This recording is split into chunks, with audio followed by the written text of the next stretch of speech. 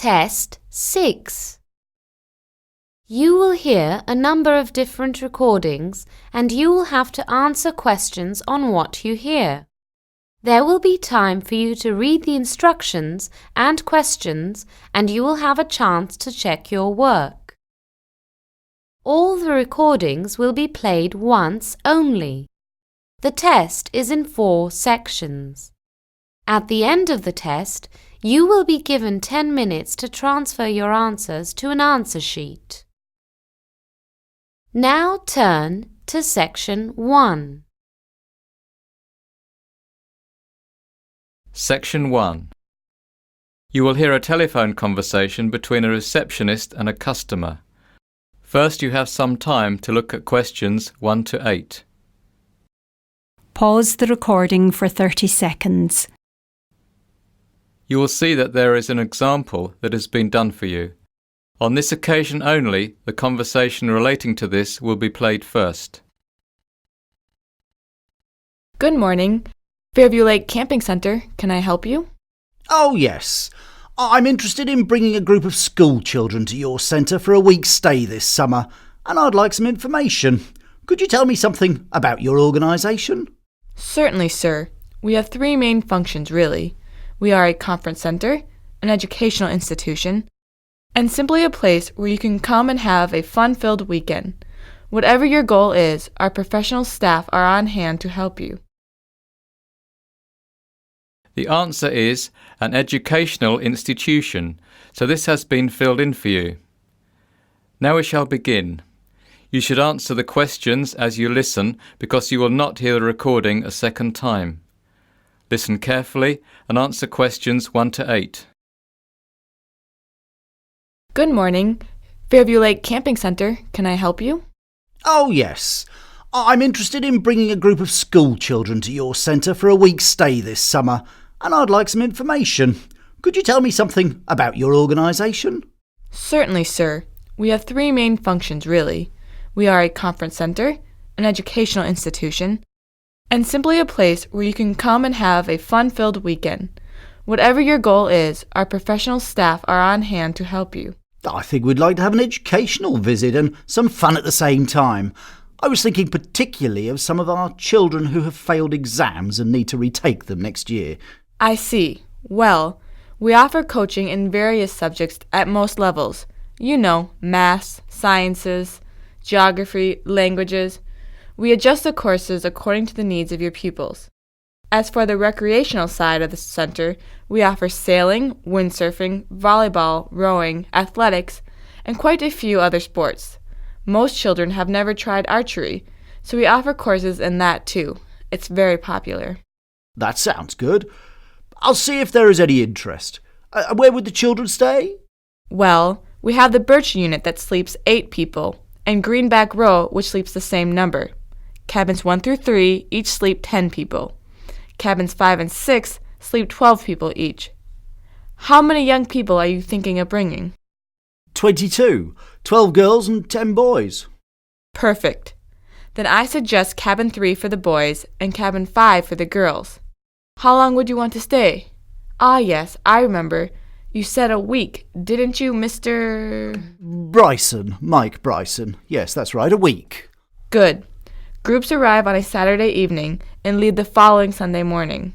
That would be fine. Now, when are your courses? Tell me the dates that would suit you, and we'll see what we can do. The end of June would be perfect for us. End of June. Let me see. How about the week starting Sunday, June 24th? The week starting Sunday 30th is pretty much booked up. Yes, the 24th would suit us fine. Now, about prices. For 1 week, including lessons, food, accommodation, and all sporting activities, the cost would be £425 per child and £480 per adult.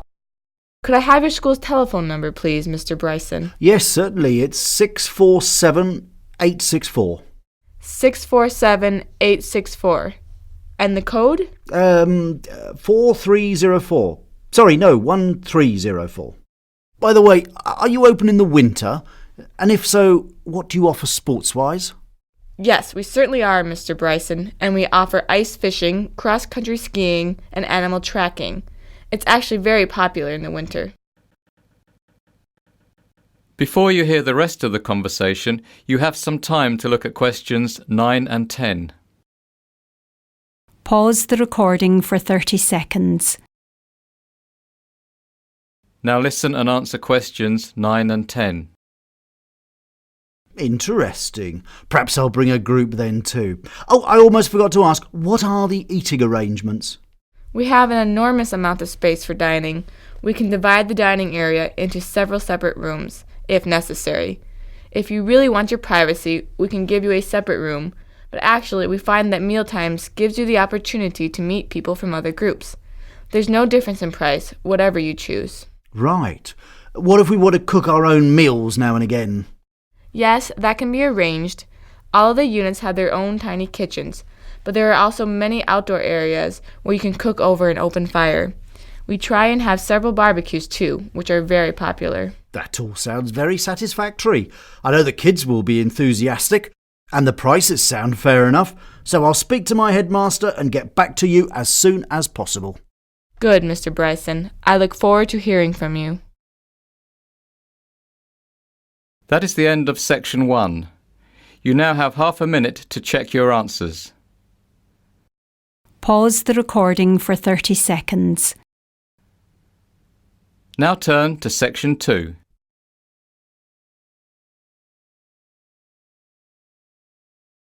Section 2. You will hear a staff member brief a group of mothers on the attractions at the Children's Grand Forest Play Centre. First, you will have time to look at the questions 11 to 15. Pause the recording for 30 seconds. Now listen carefully and answer questions 11 to 15. I'm delighted to welcome you all here to our magical little outdoor play centre. We feel very privileged and excited today to have our first customers here to attend the official opening. But before we let you, and more importantly your kids, get down to the business of enjoying themselves, I just wanted to make everyone familiar with the centre's main attractions. If you look at the map I've given you, let's start by following the entrance road straight through the centre to the attraction on the right of the bridge. That is the petting zoo, a lovely little area where children can spend time in the company of our very friendly farm animals. Continuing left past the bridge will take you to the toddler's play pool. Alternatively, taking a right at the petting zoo will bring you down to the bouncy castle and fairy palace. If I can draw your attention to the waterfall and frog pond, you'll notice that there are 2 attractions close by. Following the road that leads to a dead end takes you to Winter Wonderland. Here we use snow machines to create a magical world of winter delights. We think this will be a big favourite. On the other side of the map, just down from the fairy palace, there's another kind of wonderland, Waterworld. Waterworld is for the older kids, a place where they can have fun on the slides and tubes and play about in the water to their heart's content. Jumping back now to the other side of the map again, you'll see not so much an attraction as a service for you poor tired mums. This is the babysitting area.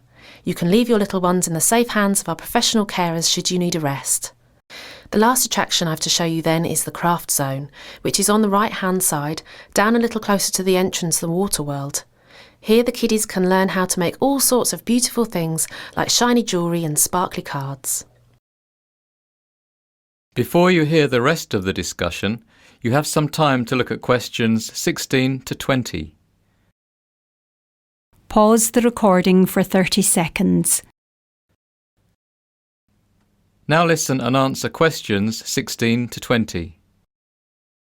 That's pretty much everything you need to know, but before I finish, let me just tell you a little more information about the wonderful animals of the petting zoo. The petting zoo is divided into 3 areas. The area on the left-hand side is where children can go on rides, hence the name Ride Zone. We have a friendly donkey called Dan and a gorgeous little pony called Polly. Dan the donkey and Polly the pony are joined for this week only by a very special guest, Larry the llama. Queue for rides at the entrance to the inner circle and pay at the pay station located in front of the parents' sit and watch stand. The centre area is known as the mini farm zone. Here the children can see lots of different farm animals living just as they would on a real farm. join Farmer Tom as he gives half-hourly tours of the farm and shows the little ones how to milk the cows and goats and how to feed the grumpy old pigs. Zone 3 is an area we are very excited about. We call it the Performance Zone. Inside the arena, some of our brightest animals will perform a series of tricks for the children, who will also be entertained by Cluxy the Clown and his show band, the Racketeers. The Racketeers will perform on the main stage at the centre of the arena on the hour, every hour. That concludes my little introduction. I hope you have a tremendous day. That is the end of section 2. You now have half a minute to check your answers. Pause the recording for 30 seconds. Now turn to section 3.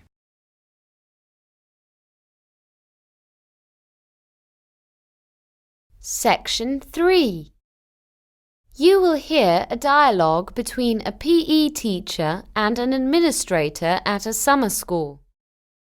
First, you have some time to look at questions 21 to 27. Pause the recording for 30 seconds.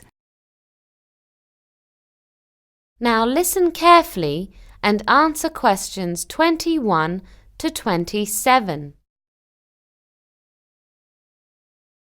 Excuse me, I've come to inquire about your summer school courses. My name's Paddy Deans. Please call me Paddy. OK, Paddy, I'm at your disposal. Are you talking about concentrating on one subject, or do you want to study a number of different subjects? And are we talking about graduate studies or a preparation for graduate studies? We can also give you advice on a new career, but we're not in the field of business management or anything like that. No, nothing like that. I was more interested in your sports programmes. You see, I'm a PE teacher and I've just got a new post.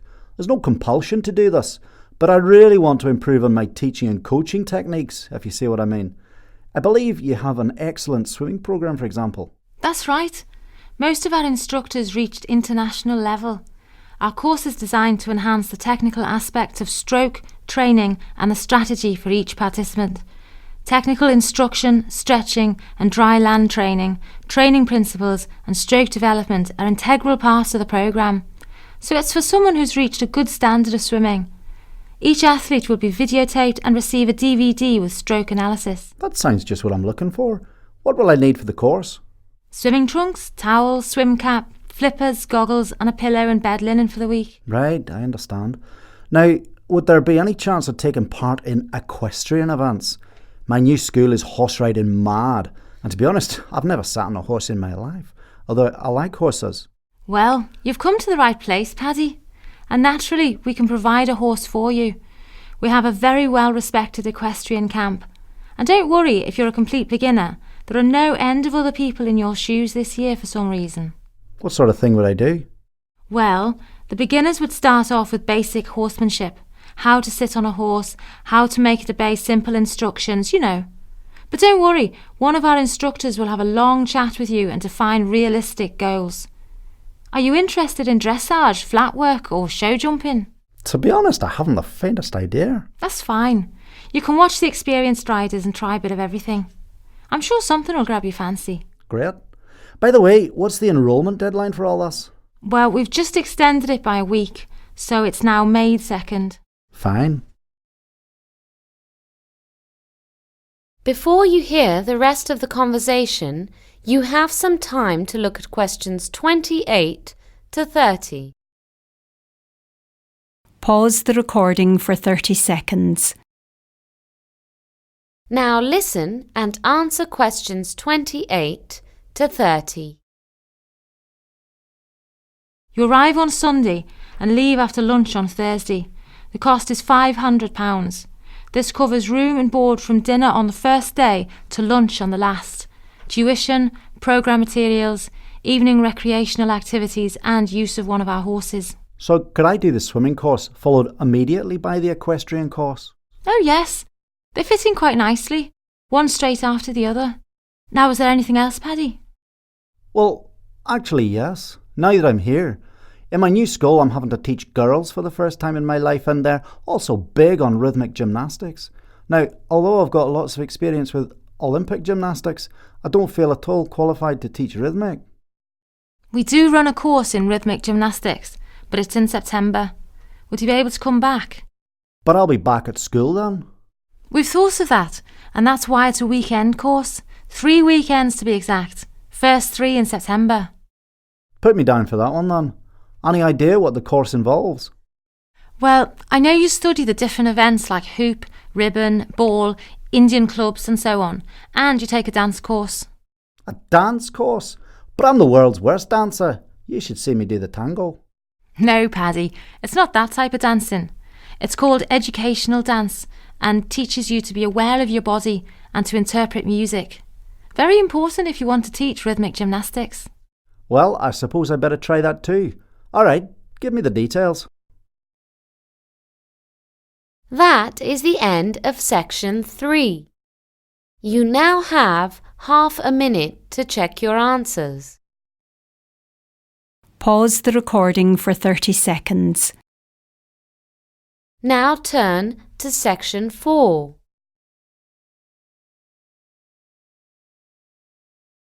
Section 4. You will hear someone giving a talk to parents on planning further education for their children. First, you have some time to look at questions 31 to 40. Pause the recording for 1 minute. Now listen carefully and answer questions 31 to 40. Tonight, I'd like to address myself to parents who are planning to send their children to university, but who might be concerned about the cost. There's no doubt that university education is a great asset. Not only will your children learn and grow, but according to the Department of Skills figures, on average, someone with higher education earns 50% more in a lifetime than someone without. But in the last decade or so, the cost of getting a degree has more than doubled, and it looks as if things are going to get worse. Maintenance grants were abolished in 1997, and tuition fees introduced for students in England, Wales and Northern Ireland. University fees are rising steadily, some of them more than £6,000 a year. If you thought funding a university education was beyond your reach, think again. With sound planning, you can provide your children with this opportunity of a lifetime. If you're a new parent, remember that the earlier you start saving, the less you have to pay every month and the greater your return. Money will give you flexibility about where your children study and the course they choose. But how should you invest? There's no simple answer, but there are a number of options. The National Union of Students estimates that the average undergraduate needs about £25,000 to finance 3 years at university. Based on these figures, it is projected that when someone is at university in 20 years' time, the cost will be approaching £40,000. But this is assuming that university fees will only increase with the rate of inflation. It could, of course, be more. Parents can save money by encouraging their children to study locally and live at home. Almost 80% of the costs students incur are living expenses: rent, food bills, travel, laundry, etc. If your child is already 13 years old and you haven't started to save yet, there is no time to waste. If the young person is interested in joining the armed forces, for example the Royal Air Force, he can get the RAF to sponsor him throughout university. Then he'll fly fighter jets and after that work in the public sector as a commercial pilot. Sponsorship from the armed forces is an option hundreds of students take every year. The RAF, for example, will sponsor students for at least £4,000 a year. But this involves a minimum service commitment for the RAF. it's at least 4 years. If your child likes the idea of engineering or law, he could consider a sandwich course. These normally involve a paid, year-long placement in the industry that he's studying, plus the normal time at university. You get experience in your chosen field, plus a year's salary. When your child is 16, you should start putting aside what you can, but there's no way you'll be able to fund a degree on savings alone. If your child is a gifted sportsman, you may be able to secure a sports scholarship. Scholarships and bursaries come in all sizes, are awarded for a variety of reasons, and may be a one-off or annual payments. You may be eligible to apply simply because of where you come from, or for a specific course you are attending. They are seldom advertised, and many go unclaimed every year. The Internet is a great way to start looking. There is a searchable database at www.studentmoney.org, and while you're at the computer, go to www.google.co.uk and type in some keywords. If you're a keen cricketer, for example, put in University Bursary Sport Cricket, for instance. Top of the results page is the University of Kent, which gives a £1,500 cricket bursary to talented players. If you haven't put any money aside, your teenager will almost certainly need to get a student loan. By far the best way for him or her to borrow. The maximum yearly loan is about £5,000. There are 2 reasons why the loan is so attractive. Firstly, the index-linked interest rate is very low, far lower than you'd get from the bank. Secondly, you don't have to start paying it back until you've left university and you start earning a decent salary. Now, a few more things to look at. That is the end of section 4. You now have half a minute to check your answers. Pause the recording for 30 seconds. That is the end of the listening test. In the IELTS test, you would now have 10 minutes to transfer your answers to the listening answer sheet.